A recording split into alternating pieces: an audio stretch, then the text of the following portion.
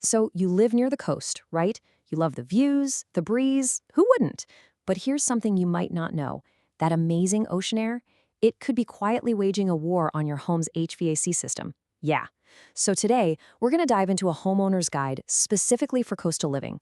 We're going to uncover this invisible attacker that's probably costing you a ton of money, and let's be honest, your peace of mind. So here's what we've got on tap. We'll start with the problems you can actually see and feel. Then we'll get into the real culprit, the coastal challenge. After that, we'll tackle the big one, repair or replace. Then we'll peek into what the pros do, and we'll finish everything off with a super simple checklist you can put to use right away. Okay, let's jump right in. Section 1, when comfort fails. You know this feeling all too well. It's when that machine that's supposed to keep you comfortable just stops doing its job. So why is your house so uncomfortable? I mean, it's just a frustrating feeling, right? You're fiddling with the thermostat, but it's still muggy or freezing or just not right. And the worst part is you're paying for comfort that you are not getting. So what is actually going on here? Okay, let's see if any of these sound familiar. Is your AC blowing warm air? Making some crazy noises? Are your energy bills just through the roof?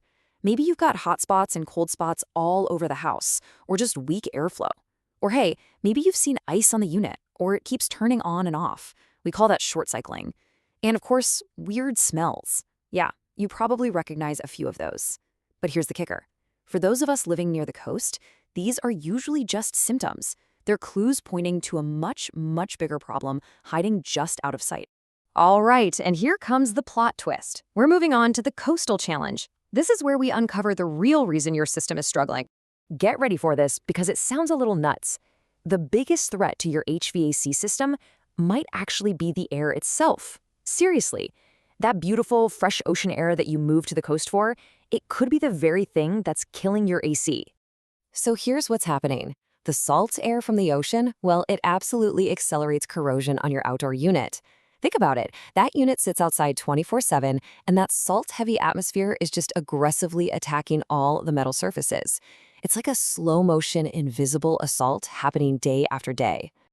So let's break down exactly how this salt air destroys your AC.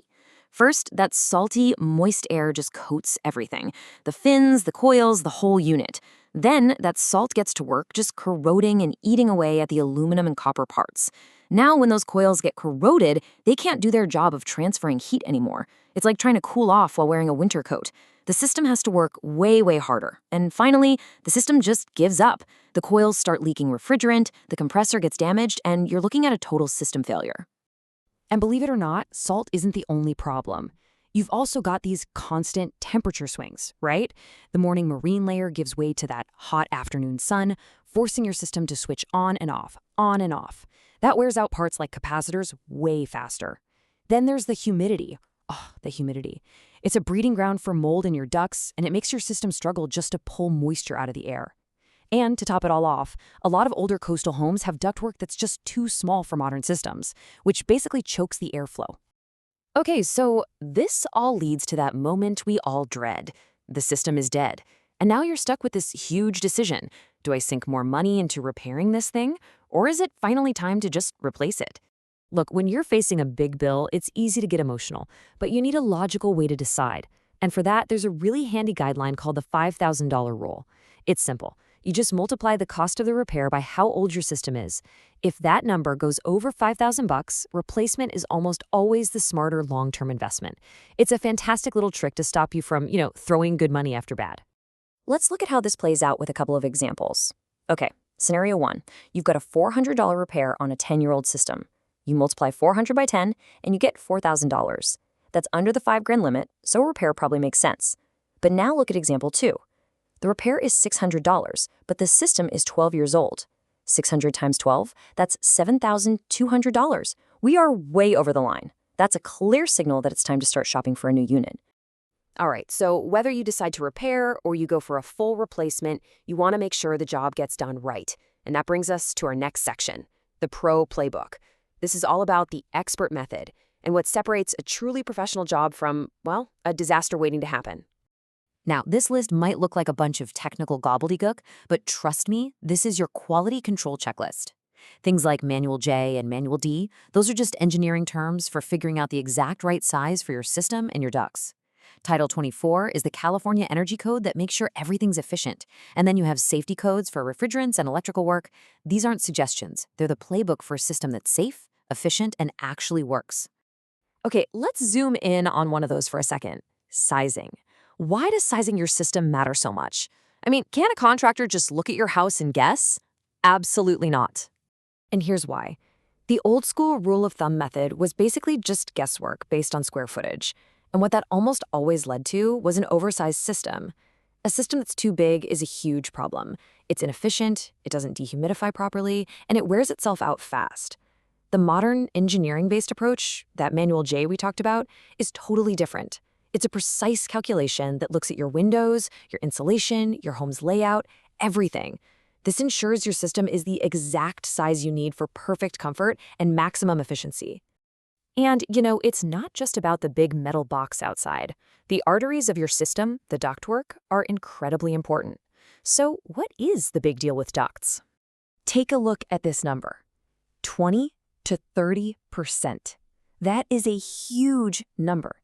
Just think about what that means for your monthly bills. Because that is the amount of conditioned air, the air you just paid good money to heat or cool, that is wasted by leaky ducts in a typical home. You are literally paying to air condition your attic.